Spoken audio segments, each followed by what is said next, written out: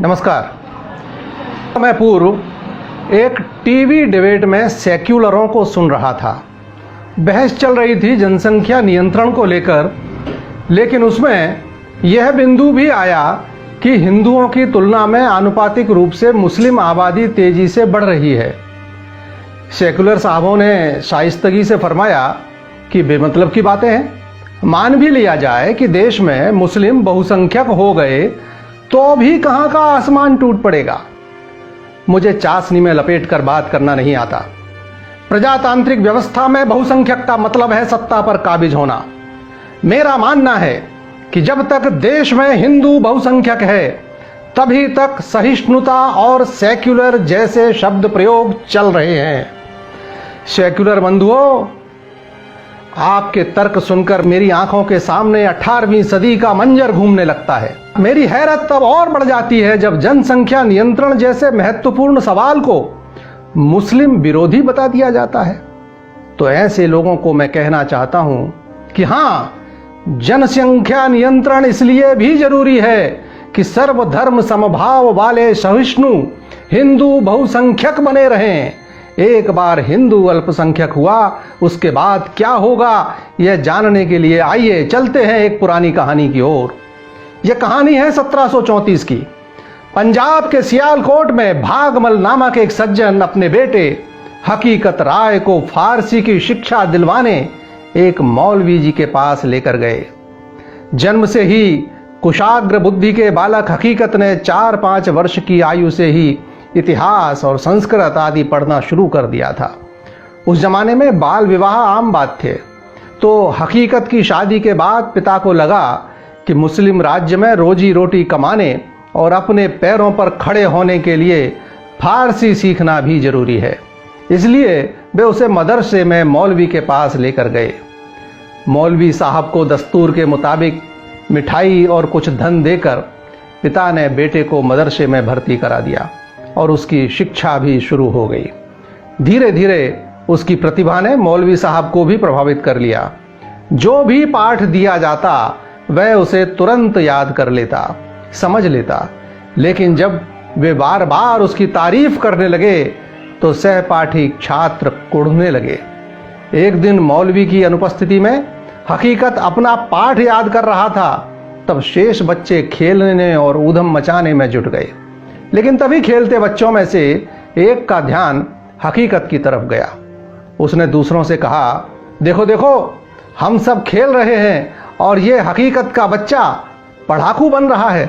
इसे भी साथ मिलाओ, वरना मियाँ जी के आते ही उनके कान भरेगा और हमारी उल्टी सीधी शिकायत करेगा। अगर हील हुज्जत करे तो 2-4 चपत भी लगाएंगे। सभी हकीकत से नाराज बैठे ही थे, सो सबको बात जम गई और उन लोगों ने हकीकत को साथ खेलने के लिए बुलाया। हकीकत के मना करने पर सब लोग उससे हाथ पकड़कर खींचने लगे। हकीकत ने झल्ला कर कहा, देखो मुझे तंग मत करो, वरना दुर्गा भवानी की कसम मैं मुल्ला जी से जरूर तुम्हारी शिकायत करूंगा। यह एक शब्द दुर्गा भवानी की कसम उसे बहुत भारी पड़ गया। कुछ लड़कों ने दुर्गा जी को लेकर अनाप शनाप गाली गलौज देना शुरू कर दिया। हकीकत ने उन्हें टोका, देखो मुझसे झगड़ा करना है तो करो, मुझे मारो पीटो, लेकिन हमारे देवी देवताओं को तो गालियां देने का क्या मतलब है। लेकिन जब लड़के नहीं माने और अब शब्दों की मानो बाढ़ ही आ गई, तब हकीकत राय ने भी तुर्की बतुर्की जवाब देते हुए कहा कि जो बातें तुम लोग दुर्गा भवानी के लिए कह रहे हो, जो अल्फाज दुर्गा जी के लिए बोल रहे हो, वही सब अपनी फातिमा के लिए भी समझ लो। और उसके बाद बच्चों का यह छोटा सा वाद विवाद देखते ही देखते कितना बढ़ गया, यह पढ़कर सुनकर ही हैरत होती है। मौलवी साहब के आते ही लड़कों ने इकट्ठे होकर हकीकत की शिकायत की। सुनते ही मुल्ला जी पूर्व में की गई हकीकत की सभी तारीफें भूल गए। उसकी जो पिटाई दूसरे लड़कों ने की थी वह कोई मुद्दा ही नहीं समझा गया। उन्हें याद रहा तो केवल यह कि एक काफिर लड़के ने रसूल जादी के खिलाफ अपशब्द निकाले हैं। ईश निंदा कानून जैसे शब्दों की उस जमाने में जरूरत ही कहाँ थी। दुर्गा जी को क्या कहा गया, कौन पूछने वाला था। आनन फानन में मौलवी साहब ने हकीकत राय को शहर काजी के सामने पेश कर दिया। सारे झमेले की बात सुनकर हकीकत के परिजन भी वहां पहुंच गए। इन सब द्वारा लाख सही बात बताने के बाद भी काजी ने उनकी एक न सुनी और निर्णय सुनाया कि शरीयत के अनुसार इसके लिए मृत्युदंड है, या तो बालक मुसलमान बन जाए अन्यथा इसका सर कलम कर दिया जाए। काजी का गुस्सा इतने पर ही नहीं थमा, उसने माता पिता व सगे संबंधियों को भी इसके लिए कसूरवार मान लिया। एक गुस्ताख लड़के को जन्म देना क्या कम था। इन काफिरों की इतनी हिम्मत कि उसके बचाव में मेरे सामने आकर बहस की। डाल दो इन लोगों को भी जेल की काल कोठरी में। घर में हकीकत की मां कोरा का रो रो कर बुरा हाल था।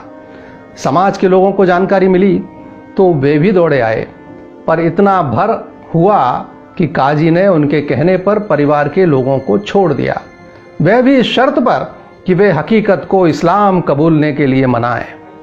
माता पिता ने समझाया भी कि मेरे लाल मुसलमान बन जा, तू हमारी आंखों के आगे कम से कम जिंदा तो रहेगा। किंतु हकीकत राय ने उन लोगों को लाजवाब कर दिया। उसने काजी से मुखातिब होकर पूछा, जनाब क्या इस्लाम कबूल करने के बाद मुझे मरना नहीं पड़ेगा? काजी ने कहा, बेशक। हकीकत ने अपनी बात और स्पष्ट की, क्या कभी नहीं मरूंगा? काजी की समझ में अब जाकर आया। उसने कहा, क्या मूर्खतापूर्ण वाहियात सवाल है? जो पैदा हुआ है एक ना एक दिन उसे मरना तो पड़ेगा ही। हकीकत हंस पड़ा। कोई परवाह नहीं जान रहे या न रहे, 4 दिन दुनिया में मेहमान रहे न रहे, मुसलमान हो भी गया मरना तो फिर भी होगा। काजी तू और तेरे बच्चे सदा धरती पे आबाद रहे। अपने निश्चय पर उसे अडिग देखकर काजी ने कहा कि ये सब बातें तू तभी तक कर रहा है जब तक तूने जल्लाद और उसके हाथ में पकड़ी तलवार नहीं देखी। सारी शेखी निकल जाएगी उसे देखते ही। डाल दो तब तक के लिए इस नाफरमान को हवालात में। स्वाभाविक ही बच्चों के साधारण झगड़े को दिया गया यह रूप तत्कालीन हिंदू समाज को झकझोर गया और इस असंतोष की गूंज सियालकोट के हाकिम अमीर बेग तक भी पहुंची और उसके मार्फत लाहौर के नाजिम तक। सारे हिंदू समाज की दरख्वास्त पर नाजिम ने हकीकत को नामचीन लोगों की जमानत पर जेल से रिहा कर दिया। फिर वही हुआ जिसे हम आज भी छोटे बड़े रूप में गाहे बगाहे देखते रहते हैं। शुक्रवार की नमाज के बाद तकरीरें हुई और लाहौर गरमा गया और नतीजा वही निकला, ढाक के 3 पात। या तो हकीकत इस्लाम कबूल करे या फिर मौत को गले लगाए।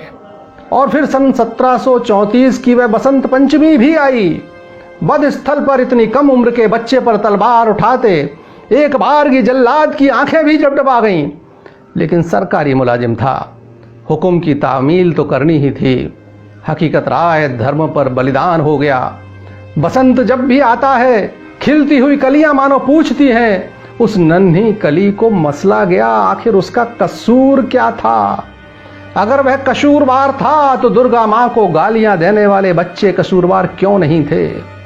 जिस समय हकीकत राय का बलिदान हुआ उसकी 9 वर्षीय पत्नी लक्ष्मी भी बटाला में चिता सजाकर सती हो गई।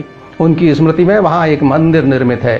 1947 में भारत के विभाजन से पहले हर हिंदू बसंत पंचमी पर लाहौर स्थित उनकी समाधि पर एकत्रित होते थे। विभाजन के बाद उनकी एक समाधि प्रतीकात्मक रूप से होशियारपुर जिले के ब्योली के बाबा भंडारी में निर्मित की गई है, जहां बसंत पंचमी को हकीकत राय को श्रद्धा सुमन समर्पित किए जाते हैं। जो समझ सकते हैं वो समझ लें और प्रभावी जनसंख्या नियंत्रण कानून की पुरजोर आवाज उठाएं, क्योंकि कुछ भी नहीं बदला है। 16वीं सदी से लेकर आज की 20वीं सदी तक, सियालकोट से लेकर कश्मीर तक, जब तक ये मानसिकता नहीं बदलती तब तक समस्याएं सर उठाती रहेंगी। जनसंख्या नियंत्रण जरूरी है क्योंकि सर्वधर्म संभाव जरूरी है, क्योंकि आतंकवाद को जवाब देना जरूरी है, फिरका परस्ती को जवाब देना जरूरी है, क्योंकि हमें अपने बच्चों का भविष्य सुरक्षित रखना जरूरी है, कोई और हकीकत राय न बने, इसलिए जरूरी है जनसंख्या नियंत्रण कानून प्रभावी। नमस्कार।